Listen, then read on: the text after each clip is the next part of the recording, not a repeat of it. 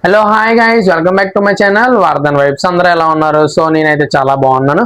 So మీరైతే ముందు video చూసే ఉంటారు కదా. సో ఇంటర్లో ఏ సబ్జెక్ట్స్ అయితే తీసుకోవాలి, ఏ సబ్జెక్ట్స్కి ఎటువంటి అందులో ఎలాంటివి అనేవి ఉంటాయని చెప్పి నేనైతే మీకు అనేది క్లారిటీగా చెప్పడం అనేది జరిగింది కదా. సో నేనైతే ఈ వీడియోలో ఏదైతే చెప్దాం అనుకుంటున్నానంటే, సో ఎంపీసీ తీసుకుంటే ఎటువంటి జాబ్స్ వస్తాయి, బైపీసీ తీసుకుంటే ఎటువంటి జాబ్స్ వస్తాయి, ఎంఈసీ తీసుకుంటే ఎటువంటి జాబ్స్ వస్తాయి, సిఈసీ తీసుకుంటే ఎటువంటి జాబ్స్ వస్తాయి అనేది చెప్పడం అనేది జరుగుతుంది అన్నమాట. సో మీరైతే వీడియోని ఎక్కడ స్కిప్ చేయకుండా మీరైతే చూసేయండి.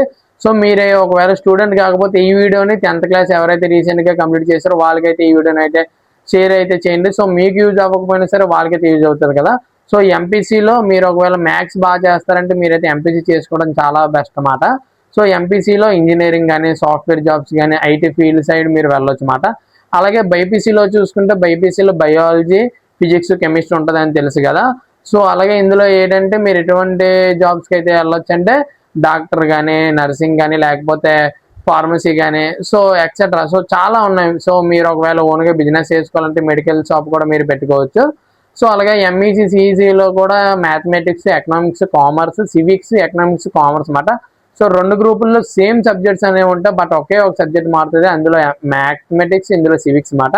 సో ఇందులో ఏ జాబ్స్ వస్తాయంటే మెయిన్గా బ్యాంకింగ్ సైడ్ కానీ, చార్టర్డ్ అకౌంట్ కానీ, మేనేజర్ కానీ, లేదంటే ఒక హెచ్ఆర్ కానీ, కంపెనీ హెచ్ఆర్ కానీ, సో గవర్నమెంట్ జాబ్స్ కూడా మీరైతే ఎలిజిబుల్ అయితే అవుతారన్నమాట. సో అలాగే లైక్ చేసి, షేర్ చేసి, కామెంట్ అయితే చేయండి. సో మీ ఆప్షన్ ఏంటి అనేది, మీరు ఏ గ్రూప్ తీసుకుందాం అనుకుంటున్నారో మీరైతే కామెంట్ సెక్షన్లో కామెంట్ అయితే చేసేయండి. Thank you.